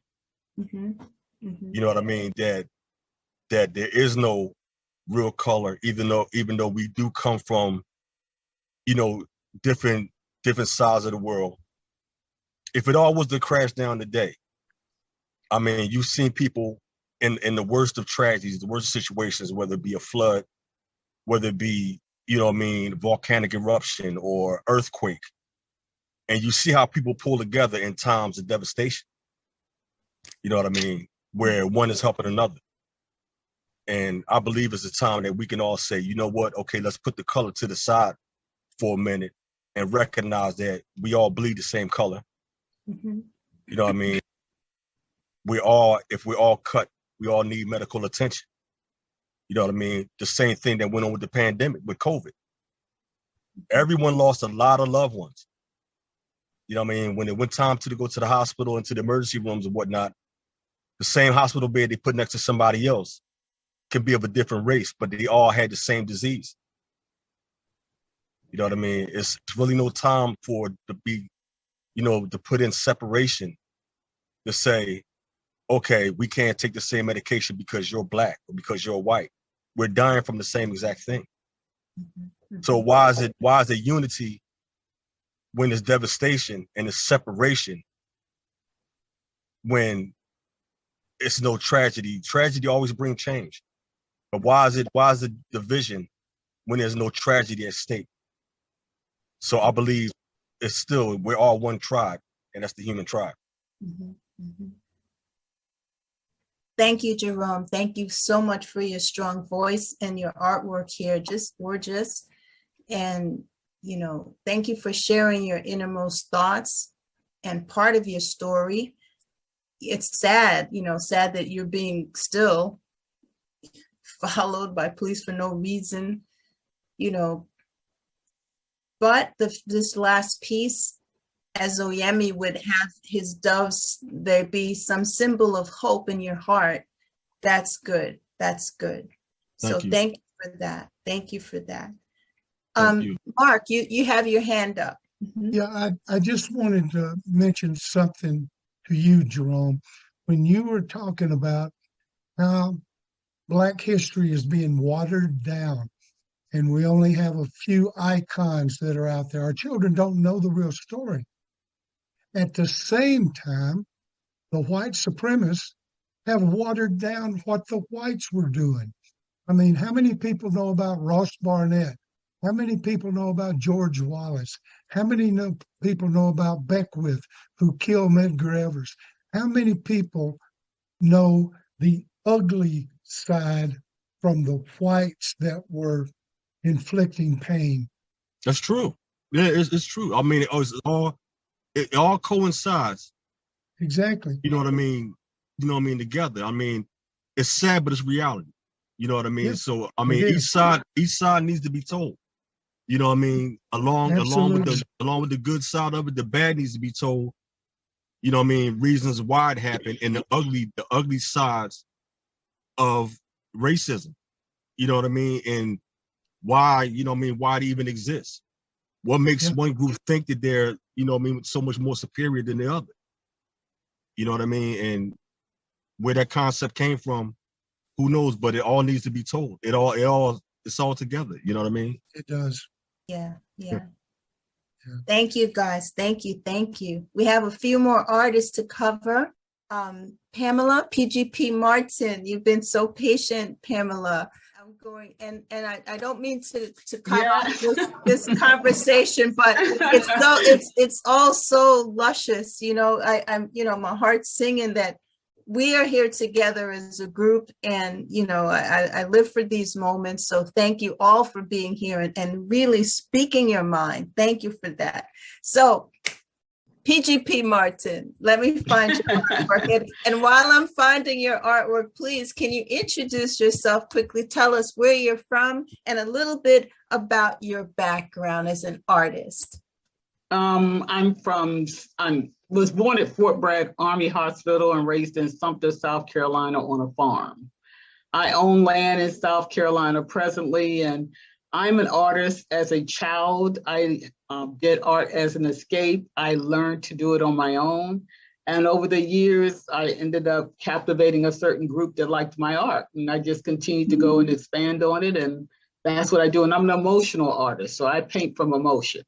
Okay. Landscapes, abstract, I can do. All right. And I have met a lot of the people. I work in my real life in politics, around politics. Mm-hmm. So a lot of the people that you are speaking of, I know personally. Some of the people have gone on. Kudos to you for being honest, Jerome, about how you feel. I agree, we have a lot to do. I get so upset when I see people try to put the smoke screen up and say, oh, we're there. We're not there. We have a lot of work to do. And the blaming needs to stop, so I think that's the beginning. But anyway, I don't want to elaborate on that as much as say, again, my background is dealing around with politics, but I love art and I like painting. It gives me a way to escape. Good. Thank you. So tell us, and with these pieces, we all come from different backgrounds in our art. We all have different strengths. We all have different and unique ways of expressing ourselves. So with these pieces, this one you have is called Juneteenth, You Are Free, right? The realization for this painting, and the reason I did it, it's a huge piece. It's 40 by 30, but it was the voice that, hey, we are free. It's time to move forward. We keep elaborating on what happened and how bad it was. And we all feel that. And I'm from the South. Believe me, I could give you horror stories. But can I dwell on my past, or do I make it more beneficial if I move forward? I don't believe our ancestors went through all they did to see us just patronize the fact of staying in the same position. I believe what the young man said about it was a down payment. I believe now that we should move forward. And I remember John Lewis saying that Obama was a down payment, but I believe even down to Juneteenth was a down payment. There are many things that need to happen to fix this, but this painting sort of says, just as a whole, stop. Think about it. You are free. You're free. You're free to go about and get and gain and do the things you need to do to move forward. Mhm. Question. Yes. If you kept documents that were sensitive, you say you're from the political sector. No, I don't want to touch that. You're talking about Trump and his craziness. Let me explain. Yeah, go ahead and finish. Go ahead and finish. What I'm saying is, do you think that if a Black man proceeded to act as our 45 has, do you think that they would get leniency? No, they would have been in jail. It's the same thing with the Capitol. If Blacks had stormed the Capitol, they would have died. They wouldn't have made it to the front. So that's the times we live in, and people tend to not want to let reality set in. That's the reality, and we can change that with the voting. Well, I think artists can do that. We can do it subliminally. Yeah. And those who have a heart to understand what's happening to our country for several hundred years. And I always want to ask that question. You know, you can't even threaten a person in office without going to jail. But certain people just, they skate. And I think artists have a way of getting that message out and letting the hearts of their artwork eat away at the conscience of our people. And that's why I asked Jerome earlier, what percent? I think we're shifting. You know, if we were to have an election today, you know, who would be the best candidate? And we have to do it by artistry, because if you don't, you might go to jail and say something bad about the president. That is so true. That is so true. So true. Okay. So what about this piece here? This one is very, we have red, white, and blue with the blue around like a little hat, like a feather hat almost. It's pretty much New America. Okay. And it involves with braids. It involves with different cultures, even though different schemes of color. The red, white, and blue is just a new way of the flag being flown. And the woman shows prominence as that a change has come and will continue. And that's why you see the different colors, and you see the hair is braided, and that's why the different form. You have also the Habib. And so it entwines with all sorts of different people in one painting. All right. And then also this one here, courageous.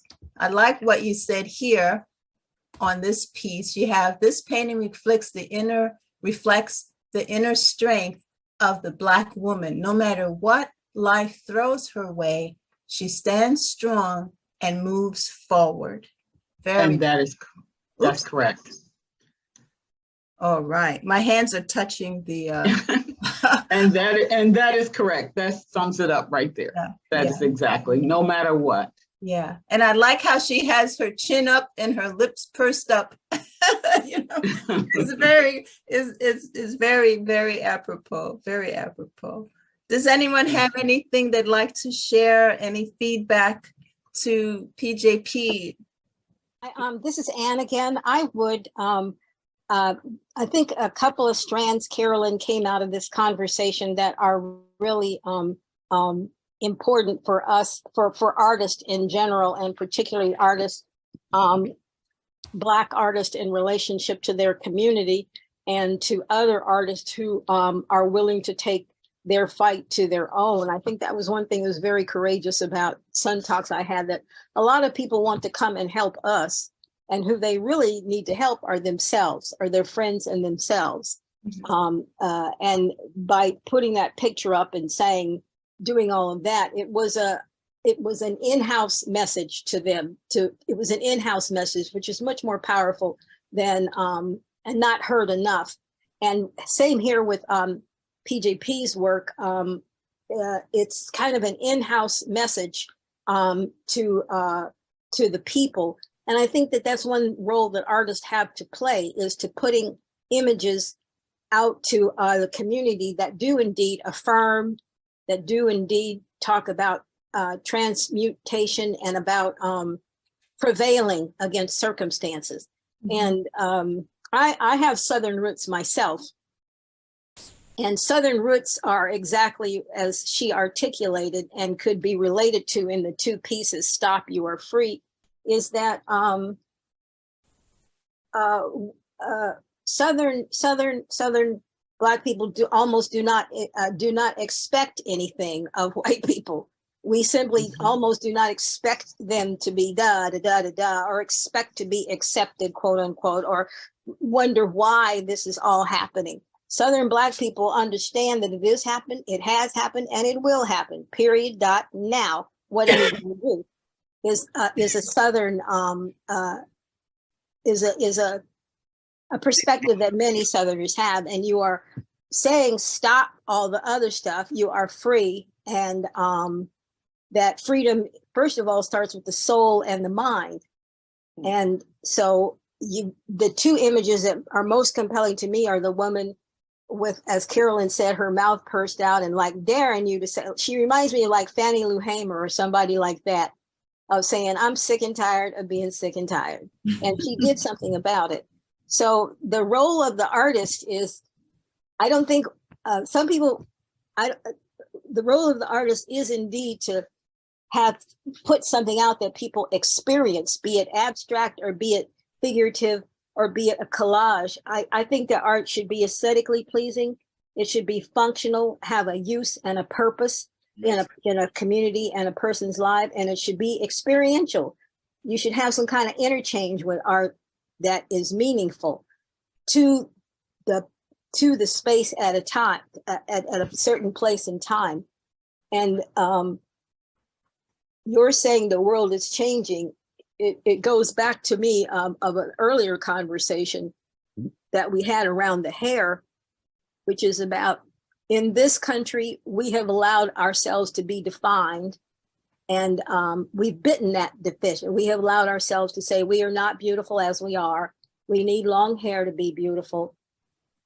Carolyn is one of the few people that can wear blonde hair and have it look like her, and is one of the few people that was wearing it way before Beyonce and Mary J. Blige and everybody else, that when they get famous, they have to have blonde hair. And that means something in this country. Whereas if you put Carolyn in Africa, it's like, well, her shade of blonde is not quite the shade I have because of, well, I need it this way. And those kind of conversations, not the other right. conversations. Right. And that is where the ethos comes from, in terms of, hey, like James Brown said, I don't want nobody to give me nothing. Get out of the way. I'll get it myself. In terms of that ethos of building schools, that the whole Southern experience is not about pain and suffering, and we can't let ourselves be defined for it, because Southern Black people fresh out of slavery built schools, built churches, formed collectives for land, and a whole bunch of other stuff that even Black people don't want to accept, because we don't want to remember being enslaved. And so and that's true. That's true. My grandfather had 92 acres of land. He's a sharecropper, and he saved up, bought the land, which you know the story that they had to go to someone to purchase it. Right. But we still have the land. And so exactly. So when you hear the story of the "oh, poor is me," it's not always "oh, poor is me." A lot of people made it out. They really were making it. And I just want that told, that we can keep going. We can keep moving forward. Exactly. And but you notice some of that is about honoring our past. It's like Ralph Ellison said, I am not ashamed that my grandparents were slaves. I am ashamed that I once was ashamed. That's where the need is, because those people started the ideology of self-help and self-reliance and building our own and taking care of our own. That's where that ideology came from, was people enslaved. while they were Right. enslaved and after they were enslaved. And anybody who doesn't read that stuff and want to draw on it, self-reliance, self-determination, we choose our own leaders, we choose our own books, we choose our own teachers, because we know where we want to go. And they don't. And that is the ethos of, for me, those two paintings, Juneteenth, you are free. Since 1865, legally free. But when are we going to be spiritually and emotionally and mentally free? And your woman is saying, hey, been there, done that. My head is like, life ain't been no crystal stair. And I'm still moving. It's much more that to me than it is looking at the pain and sorrow of the Black woman and crying for her. She might sit down, but she got back up. And so I if that painting is really big, the 40 by 30 Juneteenth one, it's like, yes, you might want to underline stop. Thank you for sharing, fellow Southern girl. Thank you. Thank you. Wow. Wonderful, wonderful interchange. Okay, my name is Lois Ingram, and I am from St. Louis, Missouri. And I've been an artist. Well, I've owned a photography studio for more than 34 years. And I've been an artist for longer than that. So I'm one of those old sisters, but we're good. And I was in, I traveled the continent. And so I'm always into, okay, I was, the first image with the monks in the monastery is from Kamaska. And Kamaska was, it looks like a Catholic religious monastery, but it was all Africans. And the sounds were of African descent. And we have a place called All Saints in St. Louis that mimics this. And, you know, I want to say in the 60s in Missouri, having churches or being a part of a church, it did not include Catholics, or, you know, it was either Methodist or Baptist. So for, you know, when I was there and to see that, and then I started searching out for different religions in Missouri, the freedom of religion was so prevalent to me that I thought that would be something to, because we weren't allowed to read the Bible ourselves. We had to be dictated to as enslaved people. We were dictated, and whatever was told to us was basically what we were to believe, that came out of the Bible, that was part of the scripture. And so for us to actually now have the ability to read the Bibles ourselves and interpret is a freedom, a freedom that we're now privy to. Now we can go to other countries and learn other things that were not inputted in the Bible. Like you have King James, who was a person who was dictating to the poor. So some of the things he thought were not going to be, they were not going to understand, or they're not educated well enough to understand. So we're just going to give our interpretation. So when you go to Egypt and you find out different interpretations, or you go to Africa and there's different interpretations, you now have the freedom of belief in that religion that you get to pick. You don't get to say, you can only do this. Now you get to actually choose. And for me to see a monastery full of African-American, Africans, and then find those same Africans in St. Louis, that was, to me, profound. I just thought that was, it was just beautiful. And they were using the instruments of their history. So I just thought that was really, that's why I thought this was a part of freedom. Wow, beautiful, beautiful. And can I have a commentary here, please?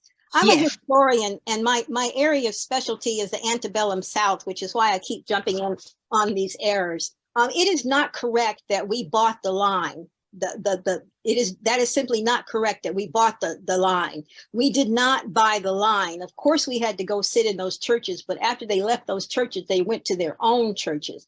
And many Black preachers preached the line, and then they went out in what they call hush arbors and had their own church.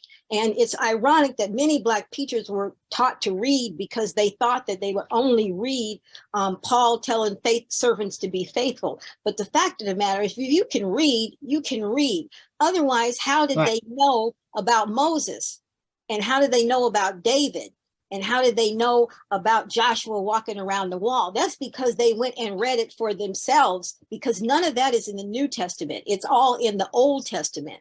And that's correct. We were able, there were some people who were teaching. No, it was all up until about the late 1880s. Most Black people weren't even Christians. They put it on their face, but they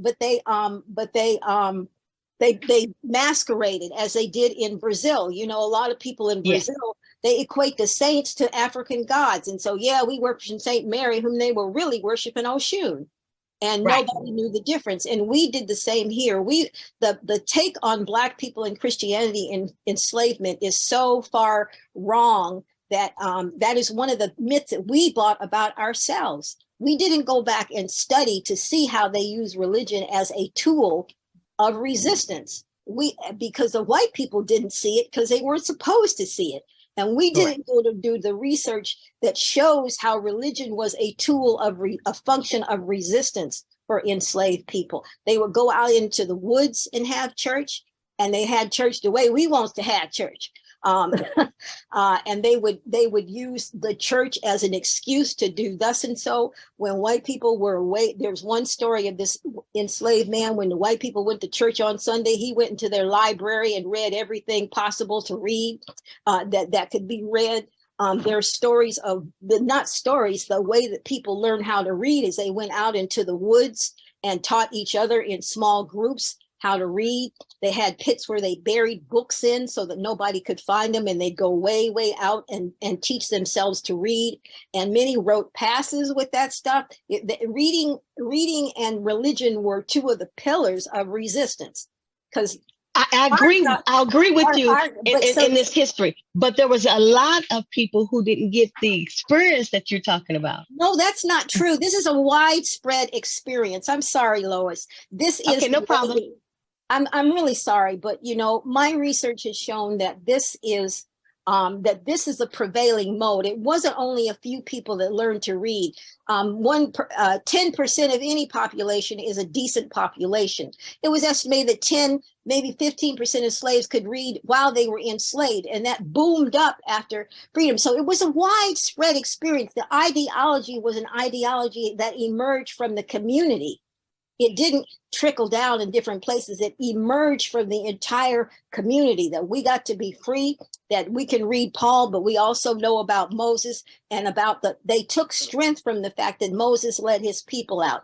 They took strength from, Joshua didn't have any weapons, but he walked around that city 7 times and the wall fell down. They took strength from David and Goliath, from David killing that man. And they said, that's our God right there. Now that's what our God does. He helps the meek and the lowly make it. He gives them strength and courage. Now, y'all's God does this. That's fine. We hear it. But that ain't our God. It was a collective. And it's really important for us to understand that as a people so that we don't reject ourselves. Going back to that thing of rejecting enslavement. If we don't really, really know, and I've learned so much here lately, as a people, as an enslaved people, this was an ideology. It wasn't 1 or 2 people. I'm sorry, it wasn't. Just like every house slave wasn't running around telling on people and getting all the benefits, a whole bunch of house slaves were excellent spies. And a whole bunch of field Negroes. You do know Denmark Vesey was betrayed by a Black person, right? Denmark Vesey was betrayed by a Black person. So it's real hard to, it's very, very complex, and it is an ideology which affected the masses, Lois. It really is important for us to understand that. We could learn a lot from those people, but we're running around rejecting them, saying we're in the new age. No, we aren't. just like PJP's work, you know, we got to move on, and they didn't move on individually, they moved on collectively. And that's why. Well, okay, my experience with this particular piece was that this monastery with all of the Black Catholics, this was one out of several countries. Mhm. This was a norm. They had two out of the out of the Vatican. That these were the top two places that I visit, and Mhm.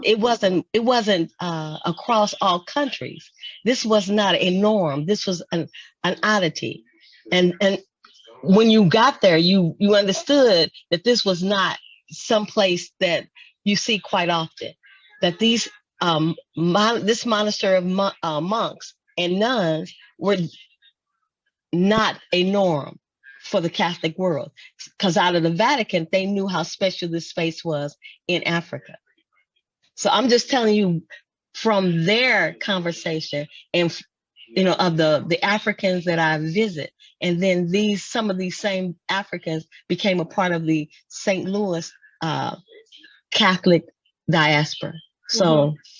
Yeah, no, I was responding to the point about now that we are free to read as we want to and free to interpret as we want to, and now that we could travel, we see more of the world. That's another thing. Many Black men escaped slavery by going on ships, and some of those ships went to South Africa. They circled the globe, and there were a lot of them, and that's how a lot of news got transported. The Haitian Revolution, what was going on from Black men on ships, they called them blackjacks, who traveled the world literally. In Brazil, they brought back fabric to the slave people. They went back. Okay. And Well, in my generation, one of the not slaved person was a captain of my generation. I want to say six generations ago. There was my namesake, a captain, or working with a captain on a ship. So I understand that, but I'm talking about religion in this particular monastery. Yeah, well, that's great, and I really appreciate learning about it, and it looks really beautiful, and I'd love to hear the music, because those are African instruments that they're playing. Yes. And so Absolutely. it's really beautiful, but I think that we need to understand that we did just like they did as a collective. We said, okay, y'all got that, and we got our instruments, and that's how come we're going to sing our songs the way we want to sing them, and we got our instruments to do it. And you can bet that they are not telling people that it's all right to serve your master and to be happy in your lot. You can bet they're not telling them that. Correct. So, Well, thank you, you guys. My goodness. We have Hubert Jackson here sitting next to me, and he is going to speak about his work. But before he does, Lois, I want to thank you for bringing these two photographs to the show. And thank you. You're welcome. And thank you for your defending and explaining and elucidating your personal experience on your travels and who you've spoken with and all those things. And thank you very much for submitting these two works. Very much. Very much. All right. So I'm going to move along to Hubert Jackson's pieces. And Hubert, can you tell us a little bit about your background as an artist and tell us then about the pieces? My background basically is as an art teacher for many years in the public schools of Washington, D.C. I really began, I would say, my painting career after I retired from teaching. And for a long time, I was trying to figure out what was what my theme should be. And then I realized that where I'm from, Culpeper, Virginia, was sort of like the center of the whole Civil War. Many things happened from my hometown, including the invasion of the North by the Confederates, which ended up in Gettysburg, Pennsylvania. All of these things came about after both the Union and the Confederates used my hometown as their headquarters.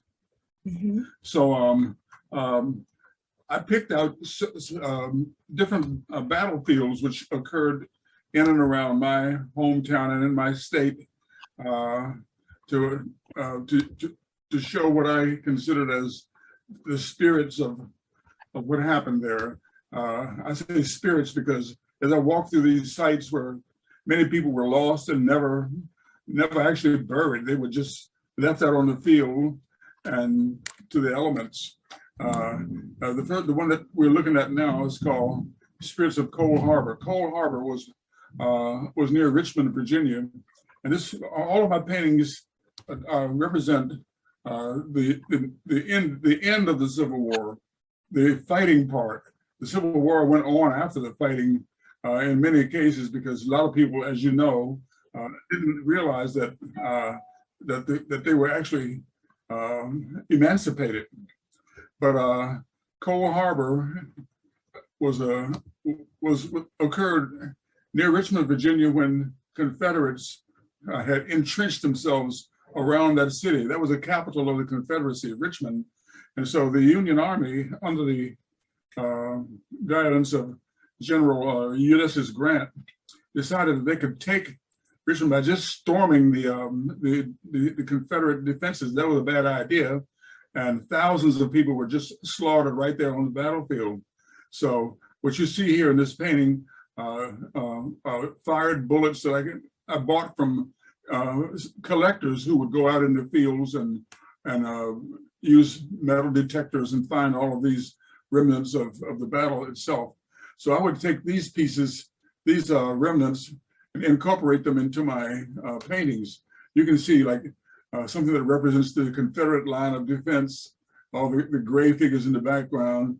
And you can see in the foreground, you'll see what represents the men who died on the Union side.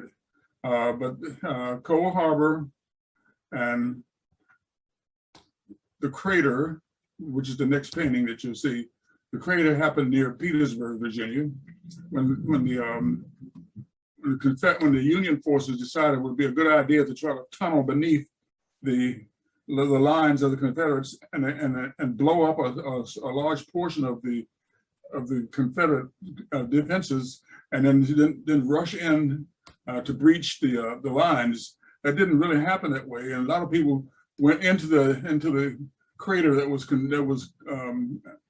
formed by this explosion, and they were just like sitting ducks. The Confederates came and just shot them at will, like shooting fish in a barrel. That was the spirits of the crater represents that particular action. The next one is Appomattox, the spirits of Appomattox, which was the actual surrender of the Confederate army. And in this case, I thought it was very, which I didn't really realize until reading about it, that a lot of Black soldiers were on hand for this, to see Robert E. Lee surrender the Confederate army to the Union army. And there are two figures represented here. One is like a Confederate soldier and one is a Union officer. That was the spirits of Appomattox. I traveled to Appomattox and I collected some of the tree bark right on the grounds there, and I incorporated that material into my painting. What was significant to me is the fact that all of these things, when they occurred, there were still people throughout the South who were unaware that the war was over, and it wasn't until 2 years later, and that's what we're celebrating here with Juneteenth, that they had been liberated. Yeah. So this is my whole point in this whole series was to try to recognize all the thousands of men who perished, up to 700,000 or so soldiers, and actually 1 million horses and mules died in this whole affair. But that was my final thoughts about the Civil War. Wow. I have a question. Sure. Mm-hmm. You know, your work is more than powerful, but it has an underlining, we get back to that token, or, okay, it's okay for us to do certain things. My question is, do you think America is doing the harm and the painful by changing names of Confederate property and streets and names? What do you think what message does that give to I'm absolutely in favor of all the changes, like bringing down statues of Confederate generals and so forth, because these statues were not really put up during the Civil War or right after. It came like decades later, during when blacks were beginning to protest their conditions, and it was sort of like a way of Southerners who were in power punishing people for trying to gain their freedom by putting these statues, the generals and so forth. It's almost like they're trying to rewrite history as if the ones who were defeated were actually the victors, which they weren't. So I think we need to recognize when we change these names, and we let's say Fort Bragg and Fort Lee and all these places, we're acknowledging that the South did not win the Civil War, and these places should not be, these names should not be honored by having their generals and their people honored and celebrated. Yeah. So prominent. Yeah. Well, thank you. Wow, guys. Does anyone have any more questions for Mr. Jackson, who you guys know is my husband now? Any more questions about the three pieces that are here, and or any comments or what they represent or how it strikes you as a viewer? You know, one thing I like about Hubert's work is that it's for and on behalf of African Americans, but he acknowledges everybody who died. Everybody who died, and a lot of those ghosts out there on those fields, a lot of those spirits are white spirits, and a lot of them are black spirits. But it's important to acknowledge that, you know, folks died by the Legion, and the one with the bullets in it, golly, that's beautiful. It is so powerful. All of them are powerful, but the one with the bullets in it is just amazing, because in some ways they look like Indian shields. You know? They look like Viking shields. Or Viking shields, yeah. But Native American, they look like Native American shields to me, and they look like, I don't know. I'd have to sit with it a little bit more, but it's very profound and very beautiful. Thank you for that comment, and I can understand your observation, because I have some of the same feelings when I look at my own work, that they're actually well, the circles are made out of pine, and the inserts are actually the bullets, and the bullets that you see here had actually struck something, because they're deformed. So we don't know whether it struck a tree, a person, or just what, but they were just collected at the end of the battle. It's so beautiful, so powerful. Beautiful. It's powerful. Yes, it is. I appreciate that. What's the size of that painting? This is, when you go in here, it is 30 by 40. Oh, I love you already, baby. Yeah, I mean, I'm trying to get down to 10 by 8, but I just don't know how to get there. And your size is really telling. It really is. Yeah, but he fills it all up. He fills it all up, and the gradations and the things, you'd have to sit with like those spirits on the bottom, and then the spirits on the top. Look at that. And you know, the shields. Is that blood flowing down, Hubert? I wasn't really thinking about blood. I was thinking about the battle itself and explosions and fire. Okay. Everything that had to do with fighting. Okay. And you mentioned the horses and mules, over a million of them. It seems like they're back here somewhere too. I think I see. Like right over there to the far left. Yeah, yeah, I see some. I love this. This is beautiful. Yeah. It is, you know, and this is the kind of thing that the community needs to see and to appreciate our experience and be fed by it spiritually and emotionally. You know, that's what art can do. It can heal us. Yes, It can really heal us. Yeah. I appreciate that. Thank you very much. Yeah. Thank you, Hubert. Thank you. Hubert, when this first came up, I felt a very spiritual connection. And it was going from the dark at the bottom and then gradually moving up to the white and the lighter colors. It gave me a very, for lack of a better word, a very positive sanctuary. It was almost like a sanctuary where, and then when you started describing, then the spirits of those people started to fit into the feelings that I was having about those. So this is a beautiful piece. It really is. And the significance of what was happening here. You're right, Hubert. Lots of people lost their lives, black and white, and brothers and sisters and mothers and fathers. Growing up in the South, the Civil War was taught to us a little bit differently when I was in high school. Where did you grow up? I grew up in Mississippi. If you're familiar with Laurel and Hattiesburg, South Central. Okay. So the Civil War was it was talked about the Southerns. We really won, but it didn't show in The same thing they say about Trump. Yeah, the same thing. You know, they say about Trump. I didn't mean for that to carry over. No. Number 45. PJP, you're absolutely right. A lot of places in the South, they refer to the Civil War as the War of Northern Aggression, because both sides thought they were in the right, and so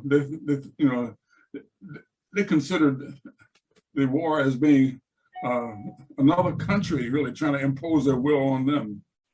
Yeah. Which is I'm not trying to defend the South. I'm really not. I say that. Yeah. I'm not trying to. But you know, Sherman didn't have to do that march all the way through Georgia and to Dakota. He didn't have. That was not necessary to do. I mean, come on. And there was another general that, you know, did something really inappropriate. And Southerners also have this indignation, like they're the only part of the country that has racial problems.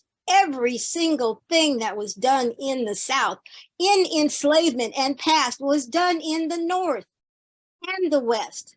Every single thing. And yet the whole country wants to throw it all on the Southerners and have them be it, while we're so enlightened and not like them at all. And that's kind of, I don't appreciate that being a Southerner, because Black Southerners are supposed to be country and uneducated and ignorant and have no kind of anything at all. They are. And I don't appreciate that as a Southerner, because my family was, had it go just like PJ's father. My grandfather bought acres and he had 11 kids and he had enough land to give them all some land. So don't tell me about Black Southerners. Right. And so in some ways, the South has legitimate concerns. It'd be different if it was really only the South where all those horrible things happen. But they got an auction block in Lancaster, Pennsylvania. Yes, they do. Yeah. An auction block. So is that Ann speaking? Yes. So it's like, you know, that's why I appreciate the fact that even though the lost cause lost, in a lot of ways, the South did win the war. But my grandfather, when I did the Ancestry.com and I decided to do it, it went back generation to show my great-great-grandfather in a Southern uniform. He fought for the Civil War. So when they showed them, it was just something that blew our family all up in disarray. But it just shows you that, you know, we're almost fighting one another and it doesn't make sense where we're headed. We just need to really come to some type of moving forward. Anytime you do a history of things that happened in the past, there's so much that gets left out. You can't tell everything because like every Black person in the South was not a slave. Right. That's true. Every white person in the South was not a slave owner. That's true. But you can't tell everybody's story. You just tell the big parts, and you just have to go dig deep to really find out what happened actually. And I know that my third great grandfather was a slave owner. Right. My third great grandmother, I had children with him. So that's my story. But I don't go around saying, oh, I'm proud of this, or I'm ashamed of this. It just happened. So right. And I'm here, and I can appreciate my African heritage, and I can not appreciate what happened with my enslavers. But I can't talk to them. I don't know their hearts. I don't know what they felt or what they how they felt about their own children and grandchildren. So that's all for us to think about and come to terms on our own. That's true. That's true. Share one quick little comment before I was planning to go swimming, but I think it was the best thing to do today. It's like, what do you do on Martin Luther King Day? Do you just have a barbecue? And to your statement, do we burn the books, or do we stop telling the story? I keep having Black folks around me, oh, get over it. You know, we're going to move to this direction. I don't think there's going to be a change if we blacklist certain history, certain things that went on. We have to continue to sound the alarm. It's just different ways they're using to be prejudiced to people of color. We can't let it go. We got to educate. I'm a Vietnam veteran, okay? And they didn't give us crap when we got back, okay? Right. We have to continue to penetrate those stories so that our young people who are wearing the braids and wearing the fashion, no, wait a minute now. This is how you move forward. You learn your history and you act on it. And you get groups that will understand this. We can't wipe it out. It comes through our art. And I love this forum. I'm sorry that I wasn't able to contribute a visual or image, but this discussion is powerful.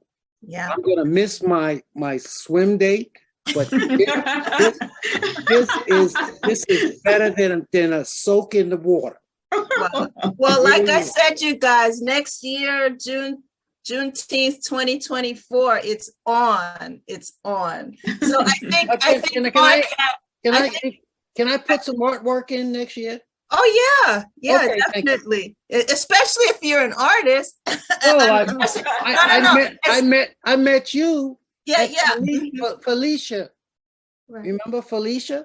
Yeah, I remember Felicia. Yeah, I met you like 3-4 years ago. That's right. I remember. And I'm following you, and I think this is a powerful forum. Yeah, I really am advocating. This is my little commercial. Please join Art Impact. Those of you who are not members, because when you join, that just gives Carolyn Goodrich some support to keep going, because these forums do cost money too. And I want to be able to bring us back into the physical galleries where we can have physical shows as well, and that we can continue to have the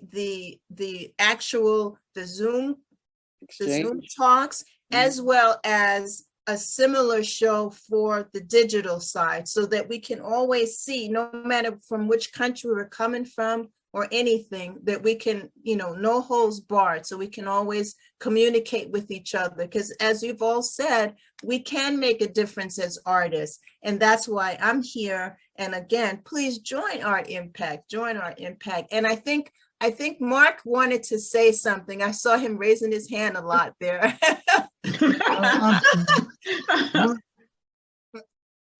Probably many of you know about this story, but Hubert, you asked me where I was raised. I was raised in Jones County, Mississippi. Okay. And the story is about Jones County. They succeeded from everything. They didn't side with the North. They didn't side with the South. And there was a man named Newton Knight, K-N-I-G-H-T. And he was married to a white woman, and he was also married to a black woman. And they raised these two families together. And a movie came out about this. It was called The Echo of the Black Horn. That was a horn that would be blown. That's what it was about. But it tells the story about Jones County and what happened during the Civil War. And the reason I say this is because those were the stories that I was told as a child growing up, that our county wasn't even in the Civil War. We didn't fight it. Of course, there were a lot of other people that said that we were, but I love the story that we were not part of it, my ancestors. But if you get a chance, there's been a couple of very empirical research books about Jones County and what happened with those people.